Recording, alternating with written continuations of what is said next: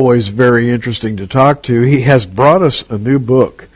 We've talked about his 5 previous books for a long time here at Prophecy in the News, but he is publishing a new one called Return to Mecca. And Avi, this book, quite frankly, when I first started to try to absorb it, it puzzled me because who's returning to Mecca? Israel is returning to Mecca. And I thought, wait a minute, why would Israel return to Mecca? And listen to this, because you're going to be interested. I'm just going to turn him loose. Why would Israel return to Mecca? Because God says so.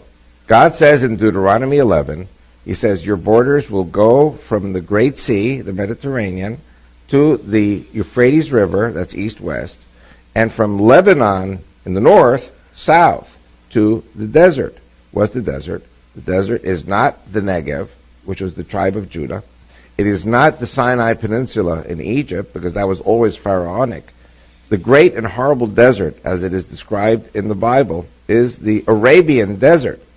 And what this book shows is that the children of Israel spent 38 or almost, close to 40 years in the Arabian desert in their wanderings before they turned north. Deuteronomy 2, verse 2 says, enough being encompassed around this mountain, Mount Sinai, head north to the land of the Amorites. And so that's going to be our new border. And that would have included the areas that now known as Mecca and Medina. Correct.